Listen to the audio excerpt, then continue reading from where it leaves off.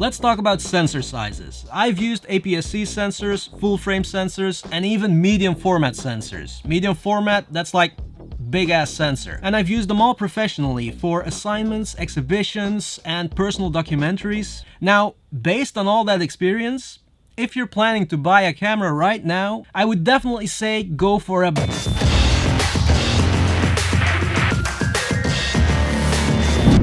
Good morning, guys. I hope you're all doing well. I feel great today. I don't know why. I guess it's just one of those days. Or maybe it's because all of you are here again watching another one of my videos. That's also a possibility. But anyway, I'm ready to talk about another controversial topic because I love controversial topics. APS-C versus full frame.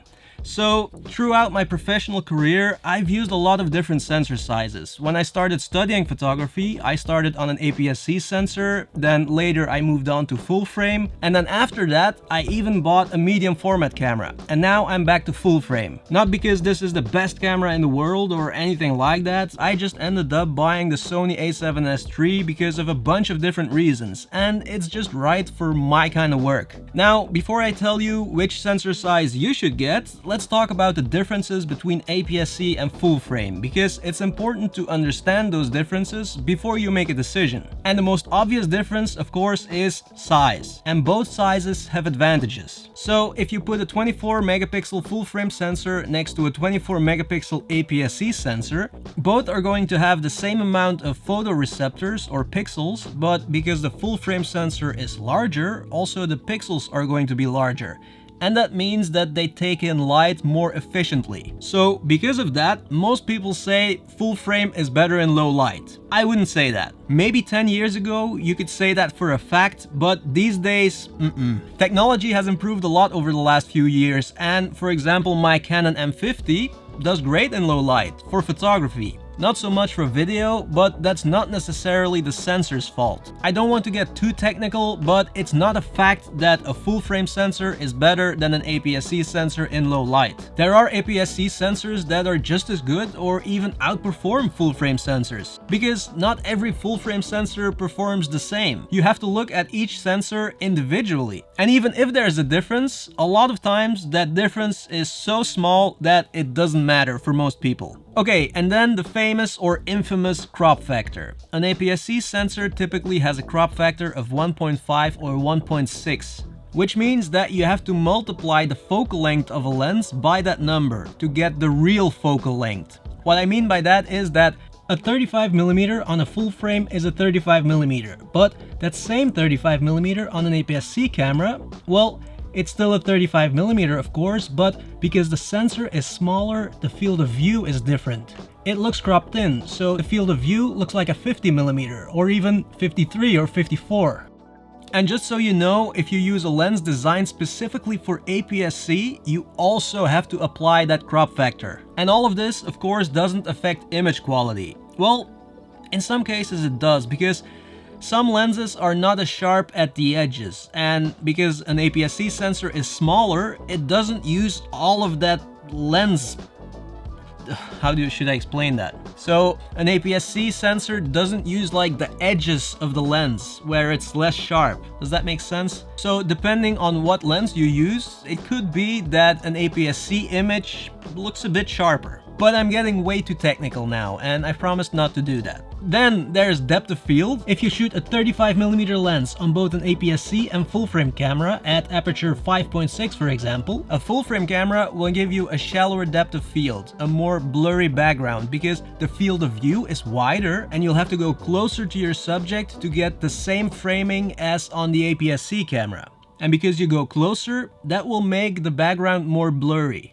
So if you want to get a similar depth of field on an APS-C camera, you're going to need to shoot at wider apertures. That's also why portrait photographers sometimes prefer full frame cameras and landscape photographers sometimes prefer APS-C cameras. But it's not a rule, because there are tons of landscape photographers who use full frame cameras. It's a personal preference. And again, there's no difference in image quality, there's just a difference in depth of field. How blurry can you get the background at the same aperture? So when it comes to depth of field, a full frame camera is a bit more flexible. And another advantage of APS-C cameras is that they're usually cheaper and smaller. But does that mean that full frame cameras are better?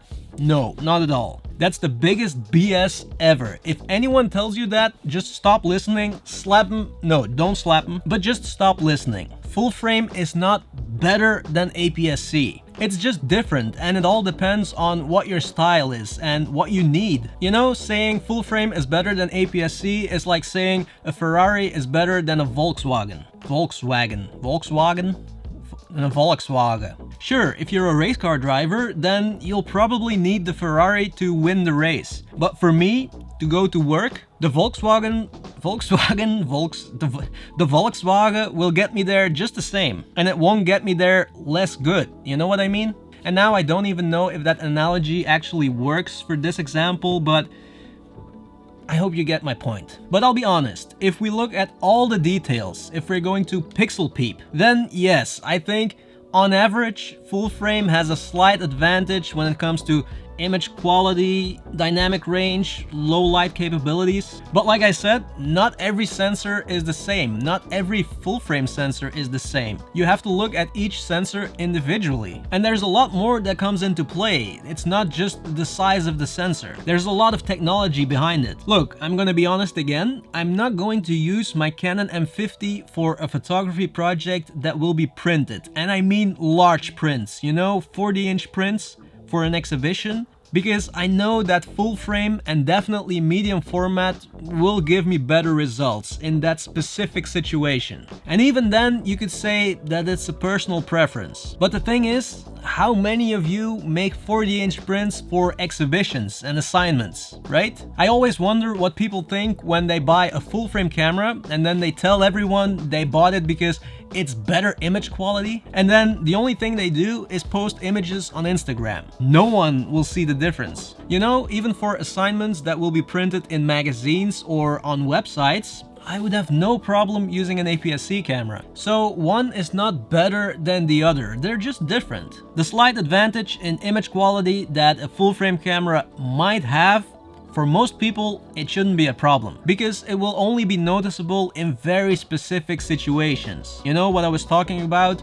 40-inch prints for an exhibition or a big assignment. But for most people, it shouldn't be an issue, especially if you take into account the premium price you pay for a full-frame camera. I keep saying it, a lot of people buy things that they want, but not really need. Bragging rights. Full frame is not gonna make your work better. I think if you're starting out and you're planning to buy your first camera, it's totally fine to buy an APS-C camera, no matter what, just because it's cheaper, and then invest the money you save in more expensive, good full-frame lenses. Usually you can use full-frame lenses on APS-C cameras. And then later, if you decide to upgrade to a no, I don't want to say upgrade even, because that implies that APS-C is inferior. If you decide to move on, to switch to full-frame, well, then you already have the full-frame lenses. And again, I think I have to stop here because I start ranting and I don't want to rant. The point of my video is that full frame is not better than APS-C. It's just different, and it depends on what you need, what kind of photographer you are, what kind of videographer you are. You can become a famous photographer or videographer on an APS-C camera or a full frame camera. It doesn't matter. Just don't make the mistake of paying so much more for a little bit extra image quality that no one will notice because you post images on Instagram. Okay, stop the rant. Thank you so much for watching and see you in the next one.